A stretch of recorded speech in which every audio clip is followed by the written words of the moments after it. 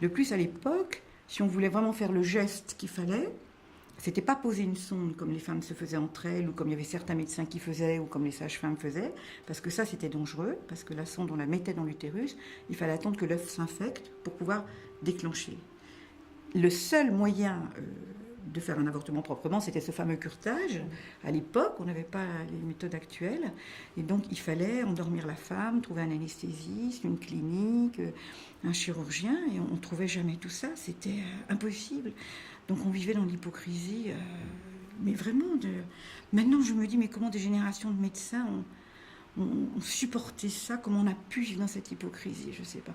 Mais vous savez, quand on refait l'histoire à l'envers, par exemple, aujourd'hui, un jeune, il va dire, mais pendant la guerre, pourquoi tout le monde n'était pas résistant? Ça nous paraît insensé que tout le monde n'ait pas été résistant. Il y avait quoi, 5% de résistants, je veux dire. Et là, il n'y avait aucun résistant. Il y avait simplement des médecins qui, pour beaucoup d'argent, parce que je pense qu'ils devaient payer un peu à droite à gauche les services de police, se faire couvrir, faisaient des avortements proprement, très chers. Et encore, de temps en temps, ils se faisaient pincer.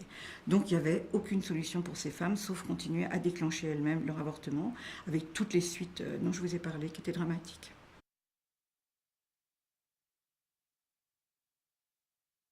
Mais après, les choses ont changé. On a pu envoyer les femmes en Angleterre à partir de 67. Mais c'était la même chose. On n'osait même pas donner les adresses en Angleterre. Les adresses en Angleterre, on se passait aussi sous le manteau. Mais rapidement, le mouvement français pour le planning familial s'en est occupé. Et là, on a commencé à militer vraiment et on a commencé à envoyer officiellement des cars entiers de femmes en Angleterre. Et on le faisait pour elles.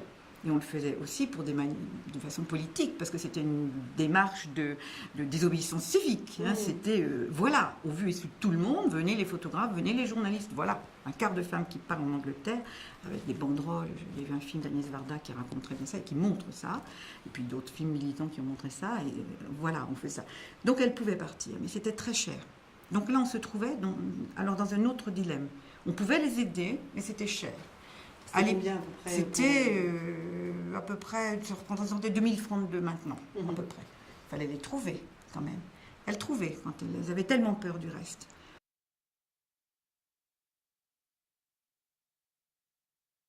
Ce qui s'est passé, c'est qu'on était un groupe de copains, enfin anciens militants, quelques médecins de gauche qui avaient été Mao ou d'autres qui venaient d'autres mouvements, plus les mouvements des droits des femmes.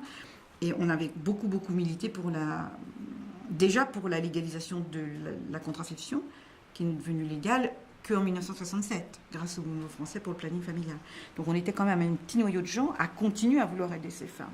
Et puis il y a eu un mouvement de femmes qui a commencé, avec le fameux manifeste qui a été appelé les 343 salopes, en 72. Ça a vraiment fait On est venu sur la place publique, il y a des femmes qui ont donné leur nom, elles ont dit voilà, nous on a avorté.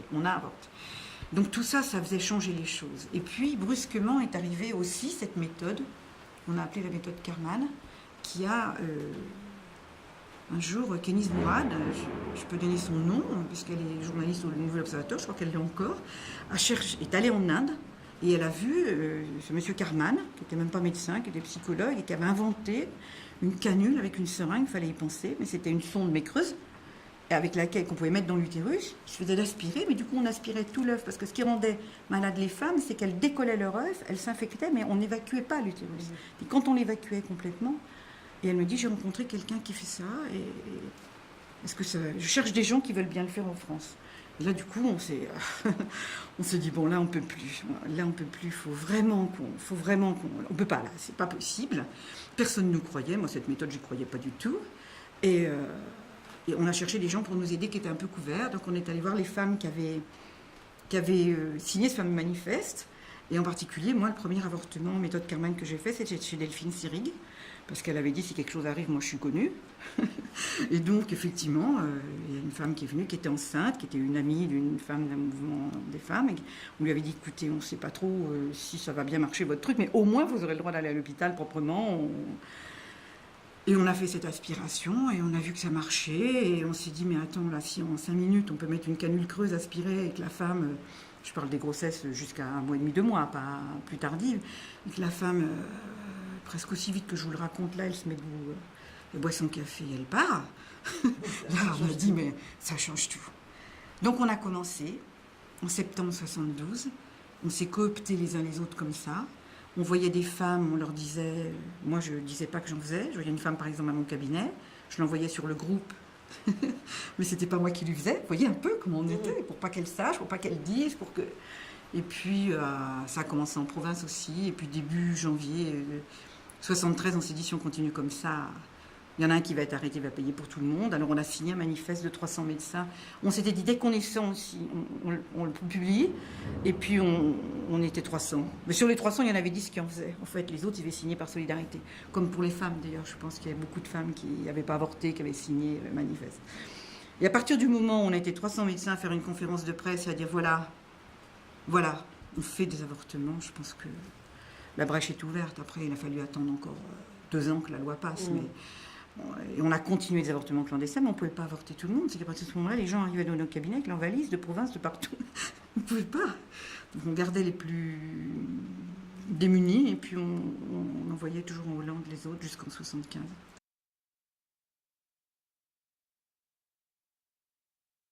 Quand on a voulu faire changer la loi, on a eu bien sûr beaucoup d'opposants, beaucoup d'opposants qui ont dit elles vont faire n'importe quoi, et puis il manque plus que ça. Si en plus maintenant elles ne souffrent plus en avortant, alors elles vont avorter tout le temps. On pensait qu'à ça, bien sûr, avorter. Au lieu de prendre une pilule, c'était moins plus facile, mais l'idée était qu'on allait faire n'importe quoi et avorter tout le temps. Et tout de suite, on nous a dit elles vont avorter, avortement de confort. Avortement de confort, comme si, enfin, quand on est une femme et qu'on attend un enfant, je veux dire, et qu'on a désiré cet enfant, on va avorter parce qu'on part en vacances. Parce que... Alors les opposants à la loi disent ça. Et puis ils disent, vous voyez, elles avortent par confort. Mais parce que les femmes elles-mêmes, des fois, elles ne nous disent pas pourquoi elles avortent, même maintenant. Et ça, il faut bien l'admettre. Il y a des femmes qui viennent, elles ne nous disent pas pourquoi elles avortent. Eh bien, il faut l'admettre. Alors effectivement, elles vont dire, ça tombe pas bien, j'ai un examen, ou je viens de changer de boulot, ou je partais en vacances. Mais c'est pas vrai du tout, cette histoire. C'est pas vrai du tout. C'est-à-dire que quand on les connaît bien, qu'on travaille avec elles l'histoire, qu'on les revoit et tout ça, bien sûr qu'il y a toujours autre chose là-dessous. Il y a toujours autre chose de bien plus grave dans leur propre histoire, par rapport à la peur à la maternité, ou par rapport à un enfant d'un homme qu'elles n'ont pas voulu, ou le refus de l'homme dont elles ne nous parlent pas toujours, ou des craintes d'être enceinte, enfin des choses qu'elles n'arrivent pas à surmonter. Mais ça se dénoue chez nous quelquefois, chez le psy quelquefois, mais ça se dénoue, mais c'est jamais l'avortement de confort. Je n'y crois pas une seconde à l'avortement de confort. Je n'ai jamais vu ça de ma vie et je continuerai à le dire. C'est pas possible. C'est trop dur un avortement. Quelquefois même quand elles disent qu'elles peuvent avorter, elles n'arrivent pas. Quand elles disent qu'elles veulent. Elles disent en disant je veux avorter parce que ça. Alors là, elles nous donnent plein de raisons. Et au moment de rentrer au bloc opératoire, elles ne peuvent pas parce que c'est se faire trop violence à son corps et qu'elles ne peuvent pas. C'est trop difficile, c'est difficile d'avorter même aujourd'hui. C'est très compliqué, même avec les comprimés, puisqu'on avorte avec des comprimés. Il n'y a pas une femme qui va vous dire qu'elle a vécu ça dans l'allégresse. Elles peuvent le vivre pas trop mal, mais c'est pas vrai. C'est pas vrai.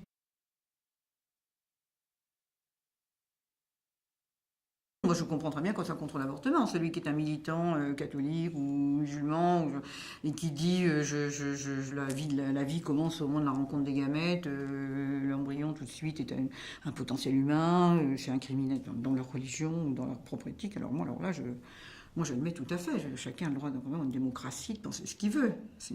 Mais il y a des choses beaucoup plus difficiles, mais qui touchent l'âge de plus au droit des femmes qu'à la vie de l'embryon. Qui est de dire pourquoi cette femme-là, elle va décider, qu'est-ce que c'est que ce truc-là, toute seule. Là. Je crois que c'est lié à ça.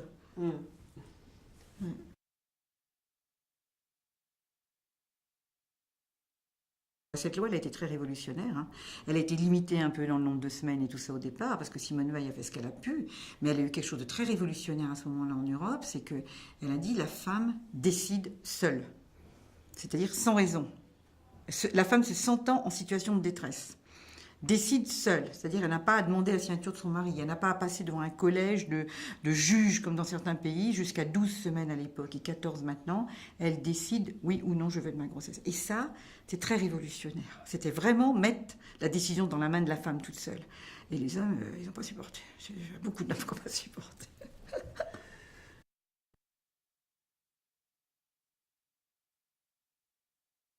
Des grands professeurs qui étaient très catholiques, qui étaient très opposés à la loi, etc., dans les débats qui ont eu lieu à l'Assemblée nationale en 75, on reconnaissent tous maintenant, les gens honnêtes en tout cas, que c'était vraiment, véritablement une loi de santé publique. C'est-à-dire qu'on ne voit plus, enfin moi j'ai pas entendu parler depuis la loi d'une femme qui soit morte.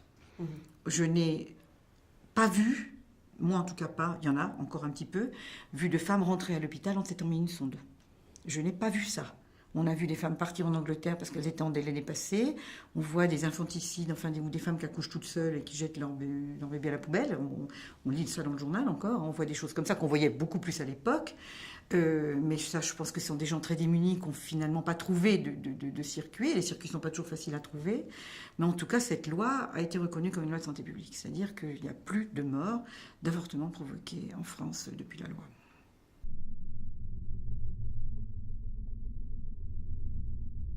Vous savez, même au jour d'aujourd'hui, l'avortement, c'est pas si clair. Hein. Elles disent pas non plus facilement qu'elles vont avorter. J'allais dire même maintenant, où on n'a plus la, c'est même pas pénal, c'est même pas, c'est légal. Alors ça fait partie de l'intime. Je comprends que les gens n'aient pas forcément envie de raconter leur vie intime à tout le monde, mais elles disent pas. Elles disent quelquefois pas. Moi souvent d'ailleurs, mais à leurs propres sœurs et tout ça. Il continue à y avoir un tabou. On n'en revient jamais de cette histoire d'avortement. Il y a une culpabilité par rapport à ça, qui est de notre éducation judéo-chrétienne, etc. Donc elle était doublée à l'époque d'une culpabilité par rapport à la loi. Par rapport au risque pénal, certainement. Mais malgré tout, aujourd'hui où on ne risque vraiment plus rien par rapport à la loi à dire j'ai avorté, eh ben, elles ne le disent pas facilement non plus. Hein. Ça reste toujours comme une culpabilité, toujours, toujours, toujours. C'est très entaché de culpabilité cette histoire. Alors est-ce que c'est ça qui explique le fait que... Alors à l'époque, bien sûr, en plus c'était illégal, et en plus c'est quand il y avait une mort.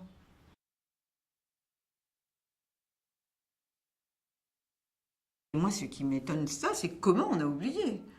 Et que quand la génération de médecins de mon âge, et moi j'ai 60 ans, quand cette génération-là sera passée, je pense que les jeunes médecins, ils se réalisent pas du tout. Ils viennent voir faire une IVG proprement à l'hôpital, méthode Kerman.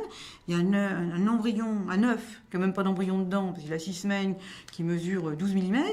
Et ils disent, ah, c'est dégoûtant l'avortement. J'ai dit, attends, c'est dégoûtant. Moi, j'ai vu des femmes se poser des sondes à 4 mois, j'ai vu des fœtus vivants bouger dans des bassins. Je dis, attends, c'est dégoûtant l'avortement, c'est triste l'avortement pour la femme, parce que c'est pas ça qu'elle voulait au départ, mais c'est propre. Ils savent pas. Et alors on revient, alors pour peu qu'il y ait une vieille infirmière, on leur raconte aux étudiants. Alors qu'elle mettait des sondes, ils disent, c'est quoi une sonde? Alors des fois on leur dit, demande à ta maman. On doit se souvenir.